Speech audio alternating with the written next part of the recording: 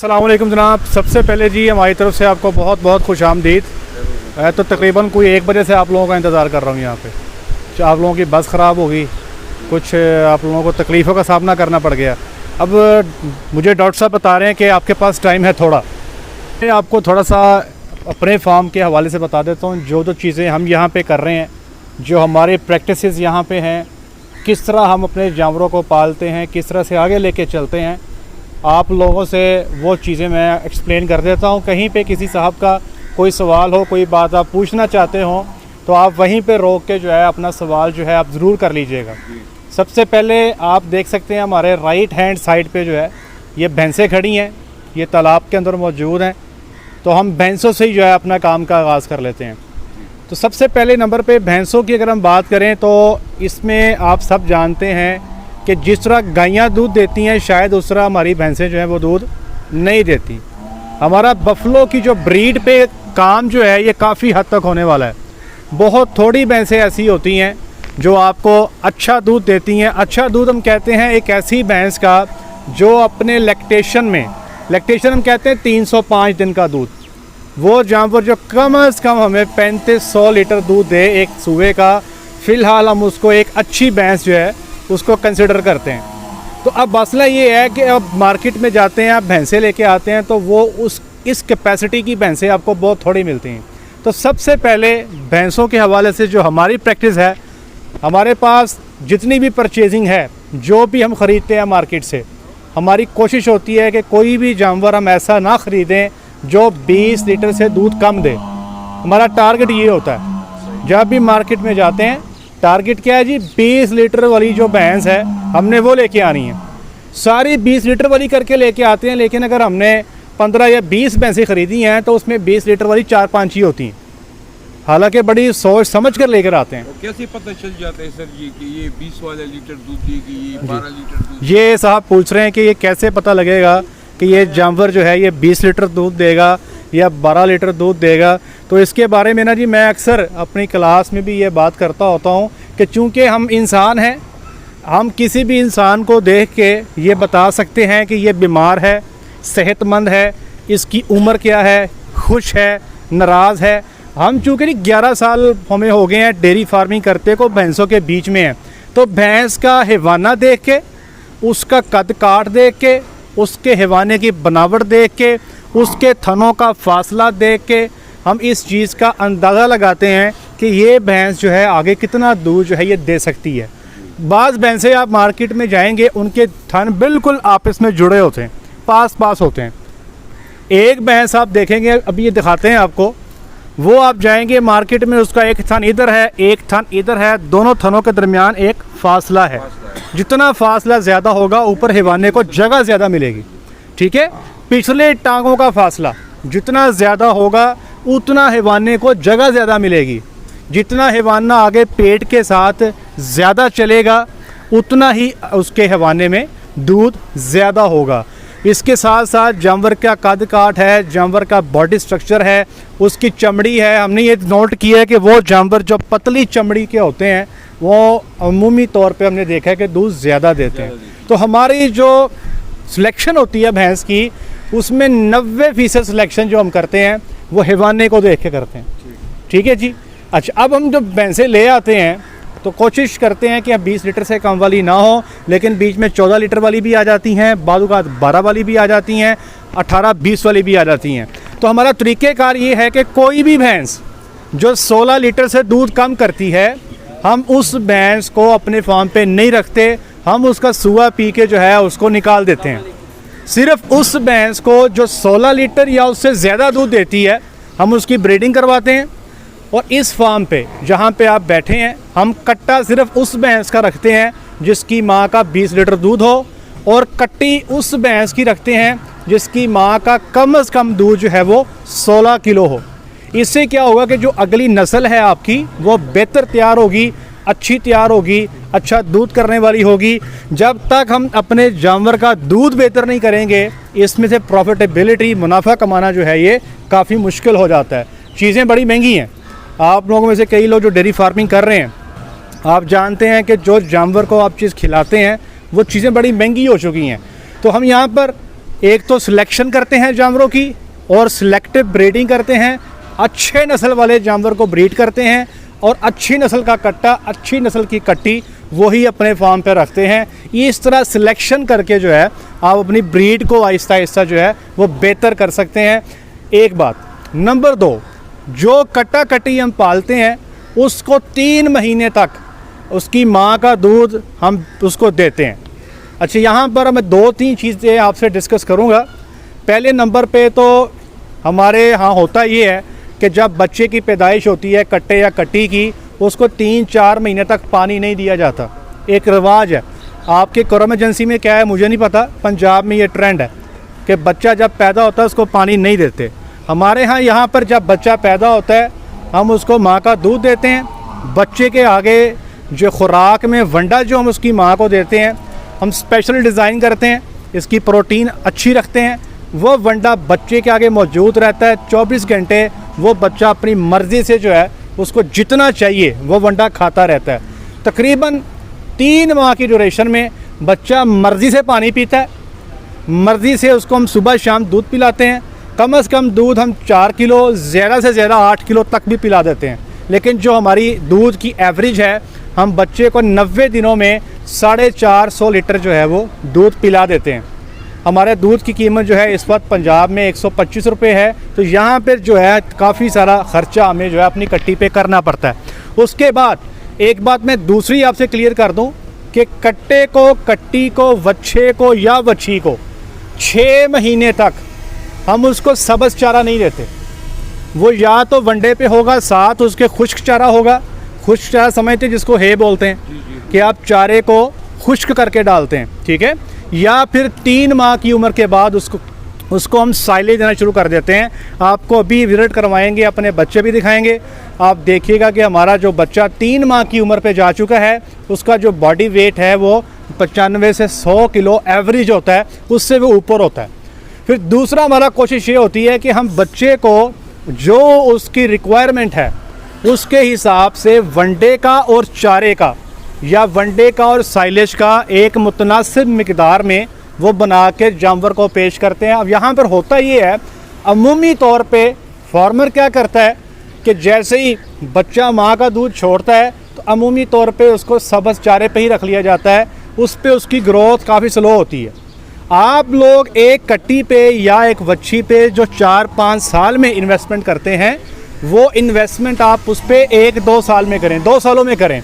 आप देखेंगे, हमने देखा है यहाँ पर कि 14 से 15 माह की जो कट्टी है वो ब्रीडिंग के काबिल हो जाती है। आप उसको प्रेग्नेंट करवा सकते हैं और 2.25 से 2.5 साल की उम्र में जो है वो कट्टी बच्चा देने की सलाहियत रखती है। तो ये हमारी नस्ल का प्रॉब्लम नहीं है। हमारी नस्ल 2.25 से 2.5 साल तक बिल्कुल बेहतरीन तरीके से दूध या गबन हो जाती है, बच्चा भी दे देती है। अगली चीज़, भैंस चूँकि हमारी वाटर बफलो है, इसको हमने ये तालाब बनाया। कोशिश करें, अगर जगह है, कर सकते हैं तो इसके लिए तालाब बनाएं। दूध वाले जानवरों को 3 घंटे सुबह और 3 घंटे शाम हम यहाँ तालाब में छोड़ते हैं। अपनी मर्ज़ी से ये यहाँ पर रहती हैं, जुगाली करती हैं, बैठती हैं, बड़ा इंजॉय करती हैं और इनको गर्मी नहीं लगती। आप देखेंगे मैं सिर्फ 5 मिनट और लूँगा। आप देखेंगे जैसे ही ये जो अमूमी तौर पे शेड्स के अंदर हमारी गर्मी भी हो, लेकिन जब ये नहा के यहाँ से जाती हैं तो पूरी चुवाई जो है इनकी बड़ी सुकून के साथ हो जाती है। अब 2-3 चीज़ें मैं आपसे और शेयर कर दूं जो अमूमी तौर पे लोग समझते हैं कि जैसे एक बात है कि गर्मी का मौसम है, गायों को नहलाते नहीं हैं या भैंसों को नहलाते नहीं हैं कि बच्चा इसने ताज़ा दिया है, इसको नहलाना नहीं चाहिए। हम तकरीबन यहाँ पर 14 साल से फार्मिंग कर रहे हैं। हम जानवर को गर्मी से बचाते हैं। ये एक गलत कॉन्सेप्ट है कि इसने ताज़ा बच्चा दिया है, इसको नहलाना नहीं है। आपने जानवर को कंफर्टेबल करना है। अगर आपको गर्मी लग रही है तो आप क्या करेंगे, आप नहाएंगे। बहुत सारे लोग डिफरेंट किस्म के देसी टोने टोटके पूछते हैं कि क्या किया जाए कि जानवर को गर्मी ना लगे। तो वही तरीका जो आप पे फिट होता है वही तरीका जानवरों पे फिट होता है। आपको गर्मी लगती है तो आप नहाते हैं, पंखे के नीचे बैठते हैं। यही काम जानवर को चाहिए। ये नहाते हैं, पंखे के नीचे बैठते हैं। आप देखेंगे ये आपको अच्छा दूध भी देंगे, अच्छी प्रोडक्शन भी देंगे। और इन जानवरों का जो खुराक है हम हमेशा खुराक में वंडा और सब्ज़ चारा या वंडा और साइलेज इसका एक मुतनासिब मिकदार जो है उसको बराबर रखते हैं। कभी वंडा ज़्यादा कर दिया, कभी वंडा कम कर दिया, लेकिन कभी हम ये नहीं करते कि वंडा बिल्कुल बंद है। हम जानवर की रिक्वायरमेंट के हिसाब से जो उसको चाहिए उसका हम डिज़ाइन करते हैं। एक गलत प्रैक्टिस ये है कि जानवर को बच्चा देने के बाद 15-20 दिन वंडा ये सोच के नहीं दिया जाता कि ये गर्म बहुत होता है। याद रखिएगा कि बच्चा देने के बाद जानवर का जो दूध है, जिसको बोली कहते हैं, बड़ी उसमें ताकत बहुत होती है। जानवर अपने जिस्म से बड़ा कुछ निकाल के दे रहा है, तो उसकी रिक्वायरमेंट पूरी करने के लिए अकेला सब्ज़ चारा या आपका साइलेज वो ये काम पूरा नहीं कर सकता। आपको उसको खुराक देनी होगी। हम चूँकि सर 11 साल से, मैं तो 11 साल से ये कर रहा हूँ और बारहा हमने ये किया है। जानवर को आप देखें, जैसे ही आप उसको बच्चा देता है उसकी न्यूट्रिशन पूरी करें, वो जल्दी दूध पे आएगा, कमज़ोर नहीं होगा। ये जो ट्रेंड बन गया हुआ है जी कि 6 माह हो गया है जानवर ने बच्चा दिया, हीट में नहीं आ रही कि जी दूध वाला जानवर 6 महीने लेता है, ऐसा कुछ भी नहीं है। जानवर की अच्छी न्यूट्रिशन करें, आप देखेंगे जानवर जो है बच्चा देने के बाद टाइम पर हीट में भी आएगा। 1 साल में आप इंशाल्लाह कोशिश करके उससे बच्चा भी ले सकते हैं। जो की है, जो इम्पॉर्टेंट चीज़ है डेयरी में प्रॉफिट लेने के लिए, आपने जानवरों को अच्छे से मैनेज करना है, उनकी खुराक का ख्याल करना है। इंशाअल्लाहुल अज़ीज़ आहिस्ता आहिस्ता आपकी चीज़ें जो हैं वो बेहतर होने लग जाएंगी। अभी विज़िट हम करने जा रहे हैं, आपको अपना फार्म दिखाते हैं। आपका मतलब है सर जी कि इस मौसम में, गर्मी में ज़्यादातर लोग कहते हैं कि यार नहीं नहाओ, यानी आपका मतलब है कि गर्मी में गाय हो या भैंस हो इसको नहलाना चाहिए। जी जी बिल्कुल। ये बड़ी बात ये सर जी, दूसरा बात ये कि जब गाय बच्चा देती है, बच्चा एक गाय ने बच्चा जब दे दिया तो उसको ये वंडा आप कहते हैं कि देना चाहिए। हम सिर्फ हमारा जो है ना, हम सिर्फ ये करते हैं, सब चारा ये वगैरह इनको दे देते हैं। आप कहते हैं कि वो ज़्यादातर डॉक्टर ये कहते हैं कि यार वंडा नहीं देना है, ये गर्म है, वो है, ये, यानी आपका मतलब है कि इनको वंडा भी दे दो और इनको नहलाओ भी, और ये अच्छी बहुत अच्छी बात है। बड़ी बड़ी मेहरबानी जी। देखिए मैं इसका बताता हूँ। जी देखें, जब हमारे यहाँ ख़वातीन का बच्चा होता है तो उससे पहले वो कोई पंजीरी बना के रखती हैं, उनकी वालदा बना के भेजती है, कोई देसी घी की कोई आइटम, कोई और चीज़ें बना के भेजती है। वो इसलिए कि जब खातून बच्चा देगी तो वो कमज़ोरी महसूस करेगी। बल्कि जब वो बच्चा जनने से पहले वो बताते हैं कि इसको गोश्त भी खिलाएं, अपनी वाइफ को दूध भी पिलाएं, इसको फ्रूट भी खिलाएं। वो बंदा खुद खाए ना खाए अपनी बीवी को खिलाता है। वो बीवी को इसलिए खिलाता है कि वो समझता है कि मेरा बच्चा होने वाला है। उसको वो शायद बीवी को वैसे ना खिलाए, लेकिन वो समझता है कि ये इसने मेरा बच्चा पैदा करना है, वो इसलिए अपनी बीवी की खिदमत करता है। तो उसकी जो माँ है उस लड़की की, वो उसके लिए कोई पंजीरी, कोई चीज़ें भेजती है कि जब बच्चा पैदा करेगी, ये कमज़ोरी फील करेगी तो इसको ये ताकत वाली चीज़ें देनी है। तो इधर भी मामला ऐसा ही है। बात समझ आ गई ना आपको? हाँ, ये छोटी छोटी चीज़ें हैं सर जो हमारे, क्योंकि पुराने ज़माने से चलती आ रही हैं। आप जानवर को टीका रखवाते हैं तो लोग कहते हैं यार कि इसको गर्म वंडा नहीं देना, ये जानवर को टीका रखवा दिया है। देखिए मैं आपसे सिंपल सी बात करता हूँ, अगर आपकी खुराक अच्छी है, आपकी खुराक में जहरीले, जिसको टॉक्सिन्स कहते हैं ना, जहरीले मादे, वो नहीं है, आप देखेंगे जानवर को अच्छी खुराक दें, वो उसका दूध ऐसे ऊपर जाएगा। बिल्कुल मज़ा ही तब है जनाब जब आपकी भैंस बच्चा देने के बाद 1 महीने में आपको अच्छा दूध करके दे। हमें याद है जी, मैंने 2017 के अंदर या 18 के अंदर दूध के मुकाबले में अपनी भैंस लेकर गए थे, उसको बच्चा दिए 26 दिन हुए थे और उसने 27 किलो दूध की मिल्किंग करवाई थी 24 घंटे में पत्तों की में। अगर उसका मैं वंडा उसको ना देता इसी सोच का हामिल होके, तो शायद वो 13-14 किलो करती। तो हमारा जो जानवर का जो दूध है ना जी, अगर सिर्फ हमारे फार्मर की प्रैक्टिस अच्छी हो जाए, हम उसको अच्छा खुराक देने लग जाएं, आप आज ही बैठे बैठाए पाकिस्तान का दूध 1.5 हो जाएगा। जितना भी दूध पाकिस्तान में पैदा हो रहा है उसका 1.5 गुना दूध आप पैदा करने लग जाएंगे। ये चीज़ें कुछ ऐसी हैं, और ये ऐसे नहीं कि हम आपको किताबी बातें कर रहे हैं, ये हम कर रहे हैं और ये प्रैक्टिकली कर रहे हैं। भैंस को, गाय को, ये आपके सामने अभी भैंस ने बच्चा देने वाली है, उसको बाहर निकाली है, जैसे बच्चा देगी अंदर तालाब में आ जाएगी। भाई उसको गर्मी में क्यों तबाह करें, उसकी खुराक में क्यों रोकूं? इसी तरह यहाँ पर हम टीके भी रखते हैं जानवरों को। हम जानवरों को कभी ना हमने नहाने से रोका है, ना कभी हमने उस जानवर को जो है वंडा रोका है। एक मैं आपको और बता दूं, आपको सर एक मिनट एक बात मैं आपको और बता दूं, आप में से ये सब लोग जानते हैं, जब भी आप में अगर कोई बंदा एसी के अंदर बैठता है तो जैसे ही वो बाहर आएगा उसको गर्मी लगेगी आम बंदे के मुकाबले में, ठीक है। एक बंदा जो एसी का इस्तेमाल नहीं करता, वो जब एसी का इस्तेमाल नहीं करता उसको उतनी गर्मी नहीं लगती, एसी का इस्तेमाल करने वाले को गर्मी ज़्यादा लगती है। अब मसला ये है, अगर आप अपने जानवर को नहलाते नहीं हैं तो फिर ज़हनी तौर पे तैयार हो जाएं कि आपने उसे दूध कम लेना है। अगर आप चाहते हैं कि आपने दूध अच्छा लेना है तो फिर आपको ये लवाजमात करने पड़ेंगे, उसको नहलाना पड़ेगा, अच्छी खुराक देनी पड़ेगी। जब अच्छी खुराक देंगे तो थोड़ी सी उसके पेट में, उसके जिस्म में तवानाई, हीट पैदा होगी, उसको ख़त्म करने के लिए आप उसको नहलाते हैं। और ये नहाने का प्रोसीजर जो है, हम तो जी ये तो तालाब है, मैं पिछले यूट्यूब पे वीडियो पे दी थी मैंने, तो दिसंबर में भी जानवर छोड़े हुए थे। गायों के अंदर हम तकरीबन अक्टूबर की 15 तारीख तक जो है वो उन पर शावरिंग करते हैं, जो हम मार्च के महीने से शुरू कर देते हैं। क्योंकि हमारा टारगेट क्या है? टारगेट है जानवर से अच्छा दूध लेना, क्योंकि दूध नहीं होगा तो भाई खान के खर्चे कैसे चलाएंगे। हमने दूध अच्छा लेना है। हमारा मकसद ये नहीं है कि जानवर को खड़ा कर दें, यहाँ पर शो पीस है वो 10 लीटर दूध दे, 5 सुबह 5 शाम, अल्लाह खैर सल्ला। हमारा ये टारगेट ही नहीं है।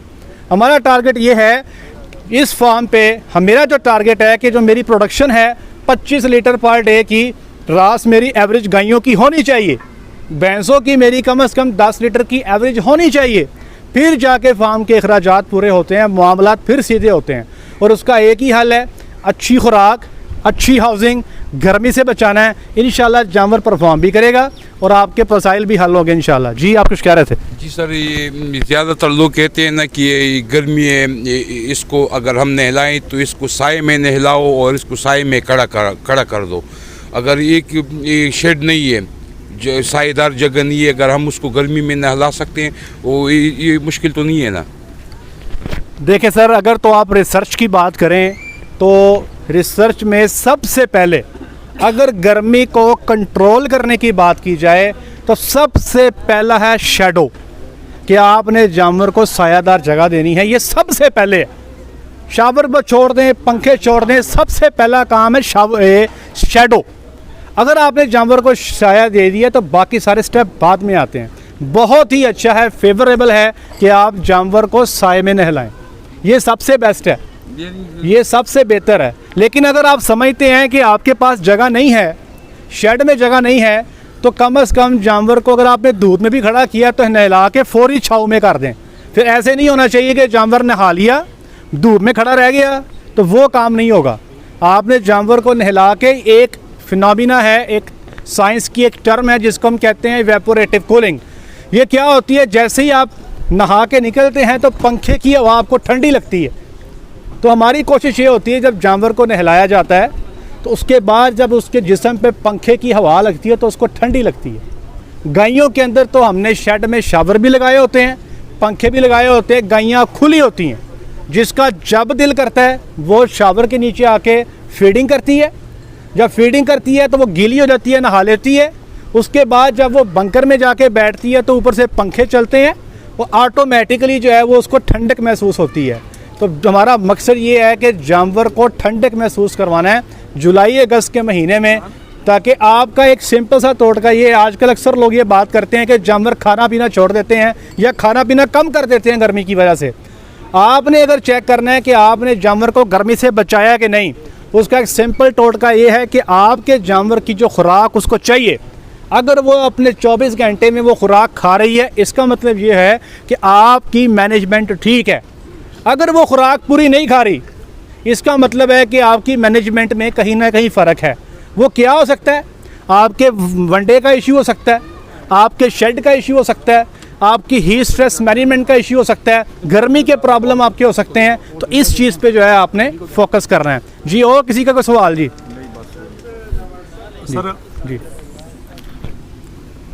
जो गाय हमारे जब पहली दफ़ा जब बच्चा देता है तो इसके 3-4 महीने बाद जब दोबारा वो गर्म हो जाता है, इस वक्त हम उसको सिमर लगाते हैं। फिर हमारे पश्तून इलाके में ये कहावत होता है कि इसी दौरान उसको गर्म अशिया मत, यानी वांडा, ये टुकड़े वगैरह मत खिलाओ ताकि वो वापस ना हो जाए, गमन नहीं हो सकता है। इसका क्या वजह हो सकता है?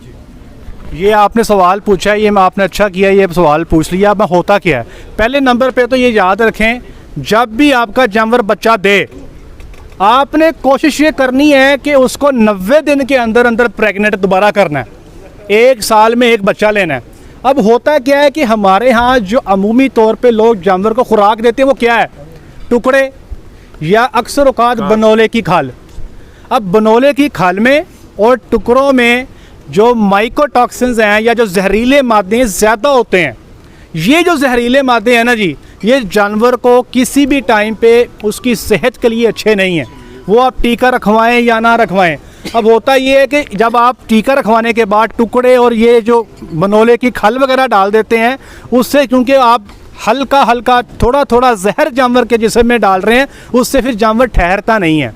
इसका बेहतरीन हल ये है कि वंडा अच्छा डालें जिसमें माइकोटॉक्सिन या जहरीले मादे ना हों। जब आपका वंडा ठीक होगा, जानवर अच्छी चीज़ खा रहा होगा। अब मैं आपको बताता हूँ, मैं जानवरों को, गायों को इस वक्त 13 किलो वंडा दे रहा हूँ, साथ में वो 35 किलो साइलेज खाती हैं, और मैं टीके भी तड़ रखता हूँ। सर्दी के मौसम में वंडा बढ़ा के 14 किलो कर देते हैं, टीके भी रखते हैं। हम वंडा क्यों बंद नहीं करते? हमें पता है हमारा वंडा ठीक है, हम वंडे को खुद बनाते हैं, हमें पता है मैंने कौन कौन सी चीज़ इसमें डाली है। हम वो तमाम चीज़ें जिसमें टॉक्सिन ज़्यादा है, ग्लूटन में टॉक्सिन ज़्यादा हम नहीं इस्तेमाल करते। मकई हम देख के ख़रीद करते हैं जिसमें फंगस ना हो, उल्ली ना लगी हो। बनोले की खाल इस्तेमाल नहीं करते, टुकड़े इस्तेमाल नहीं करते। वो तमाम चीज़ें जिनके अंदर टॉक्सिन ज़्यादा होता है हम उसे इस्तेमाल ही नहीं करते। और इसकी एक और बात बता दूं, हमारा चूँकि कुछ दूध नेस्ले को भी जाता है, तो नेस्ले वाले भी जो दूध है उसका टेस्ट करते हैं। उस दूध में वो चेक करते हैं कि टॉक्सिन कितना है। अगर आप जानवर को खुराक में टॉक्सिन ज़्यादा देंगे, वो दूध में ज़्यादा होगा। दूध में ज़्यादा होगा तो नेस्ले जो है वो दूध के पैसे काटती है। हम हर लिहाज से अपने जानवर को अच्छी खुराक देने की कोशिश करते हैं।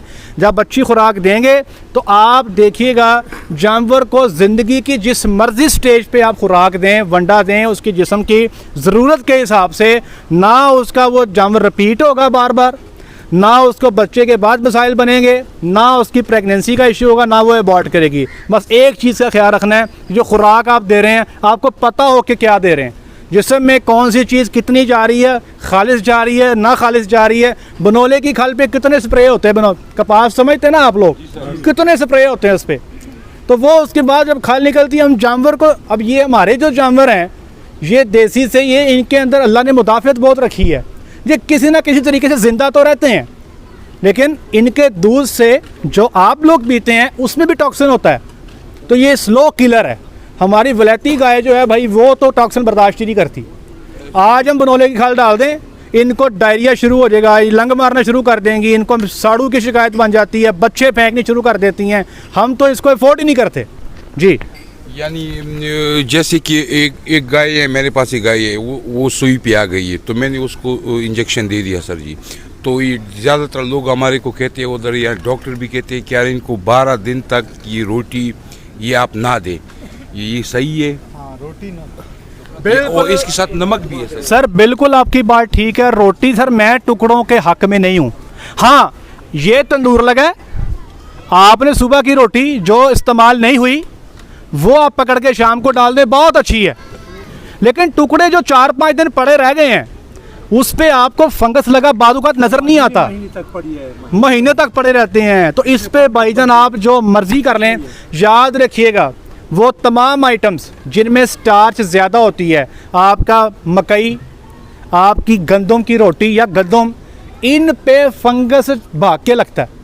बादुकात नज़र आ जाता है, बादुकात नज़र भी नहीं आता। तो ये जो चीज़ है भाई, मैं कहता हूँ आप टीके की बात करते हैं, मैं कहता हूँ जानवर को वैसे ही नहीं देना चाहिए। हाँ, अगर आपको पता है कि सुबह के टाइम रोटी आपने पकाई है वो इस्तेमाल नहीं हो सकी, वो बच गई है, शाम को जानवर को डालें, बहुत ही अच्छी है, वेरी गुड।